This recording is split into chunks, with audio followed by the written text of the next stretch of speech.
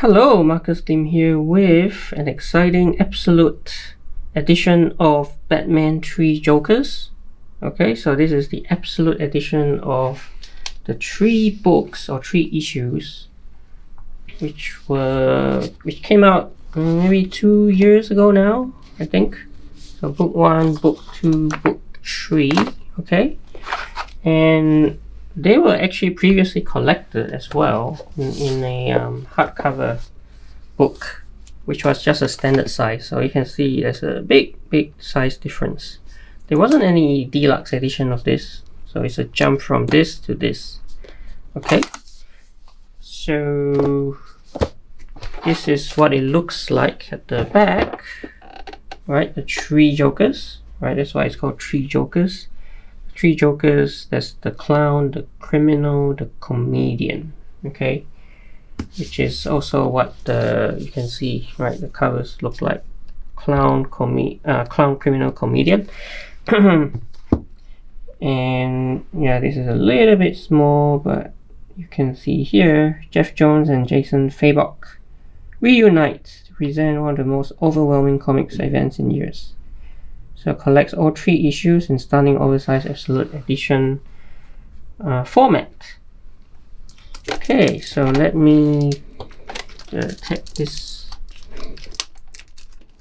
part now. Okay, so 3 Jokers, and by the way, these front and back, I think that this is new artwork, right? Just for absolute edition by Jason Fabok. Okay, so that's that one there, and I'll just take this out of its case first. Okay, and here you go. So this looks the same, doesn't it, as the standard hardcover one? Yeah. And at the back, I think at the back are the variant covers, like, you know, Batman, Batgirl, and Jason Todd. And the reason why these 3 characters are, you know, in this story is because each of them has sort of like connection to each of these Jokers, which we'll get to see. Alright, so Absolute Batman, 3 Jokers, and yeah, it's always good to be able to like open up an Absolute edition. That feels really good. And this is the clown, I believe, if I'm not mistaken. So book 1, there you go. Yeah, so this is the clown, the one, the crowbar. Book 1. He's the one who, if you know your Jason Todd history, Robin history, right? He's the one who bludgeoned Jason Todd to death. Okay. So that's his connection to Robin.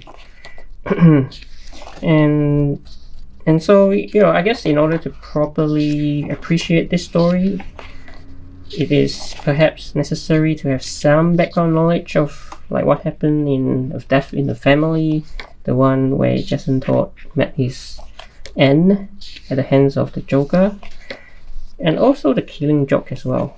This is, you can think of it as a follow-up to that classic story by Alan Moore.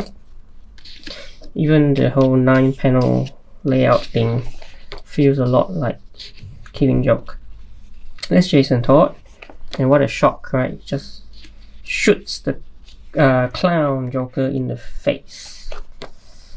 That's the cliffhanger ending for issue 1. And then we get to issue number 2 here, right? Issue number 2, book 2. And yeah, the mystery deepens. So we get these 3 Jokers, and they, yeah, so seems like they are like working together for some purpose, right? And that's a bit of a, you know, mystery as well. Like, what are they up to? I mean, obviously, Batgirl doesn't agree with what Jason has done, shooting the clown. But But here, yeah, we see, by the way, there's a nice ribbon here, blue, green one, appropriate color for Joker, right? Okay, so yet again, yeah, Jason gets kidnapped again, and then Batgirl and Batman to the rescue. Okay.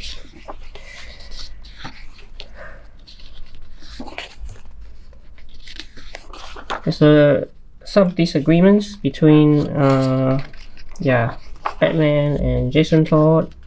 I mean, they have this shared, you know, history together, and a bit of, I wouldn't say a bit, it's quite painful what they had to go through. And all of them, you know, connected to what the Joker did. And also, Joe Chill also figures into the story. Joe Chill, right, the guy who murdered Bruce Wayne's parents. And so, here's the third one now.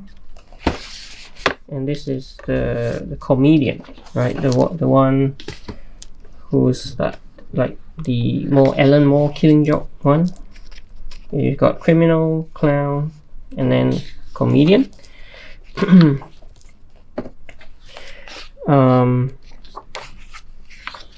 So yeah, I just want to also mention, right, the artwork is just phenomenal, and I really appreciate like this being an absolute format, because it really lets Jason Fabok's artwork breathe, right?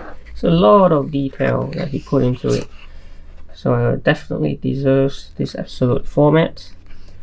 But that's Joe Chill, and yeah, the ending is kind of, I don't know, like ambiguous in a way. I mean, there are some little twists as well, as in like we actually get to see how like Joe Chill is definitely 100% repentant of what he's done, but the Joker wants Batman to forgive him so that Batman can turn all his attention to him. So it's kind of twisted. And the other twist is, I guess, is that Batman has known about Joker's identity before he became Joker, like from the beginning. And so that's also a little bit of an open-ended sort of ending, which leaves you wondering, okay, what's it all about? Because the question is, this is a black label, you know, book. So does it really matter? Is it really part of continuity? Who knows? So let's get to the extras, because this is, I think, where we get stuff that we haven't seen before, right? It's not in the original hardcover.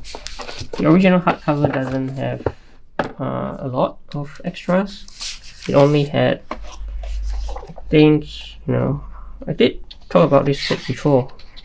It really only had some promotional art and variants, just the 3 variants, right? But there were lots more variants. So this one doesn't have much, which is where I think we can see all of the ones here. So covers, okay, of the three variants, and yeah, this is like the process. Yeah, from beginning to end, and the variants as well. Second printing covers, unused covers. Yeah, just a lot. Lots more. What is it? Trade design options. Proposed trade dress for the periodical covers. So yes, a lot of covers. Lots of good stuff. And yeah, all 3 of them. Very cool. And the 3 variants. And more about starting a project. And refining the looks. Right? So lots of extras. And this is cool, right? You get to see the script and with the accompanying finish pages. So this is always great for students of the comic book art form, right? Definitely worth your while. I don't know if it's the entire, is it everything? 28? I feel like it's pretty comprehensive. 31, 32, 33, 34, 35. Okay. Looks like it may actually be the entire first issue.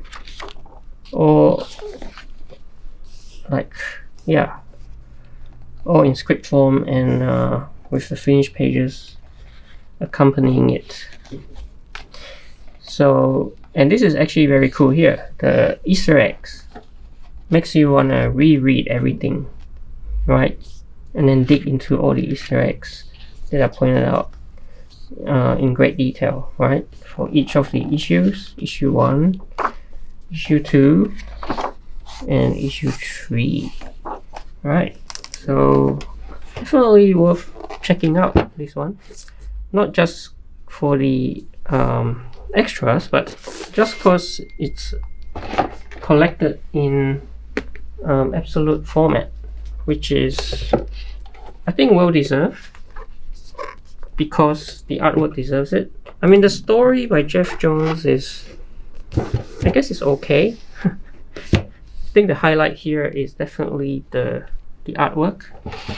I mean, the story is, you know, 3 Jokers, as I said, right? In the end, does it matter that much, given that it's a black label story?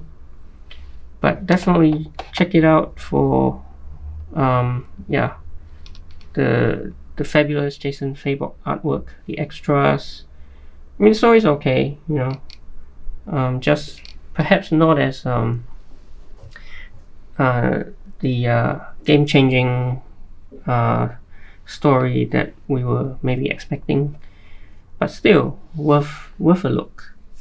And yeah, definitely worth checking out in absolute format. So hope you enjoyed this video, and please like and subscribe, and I'll see you in another video.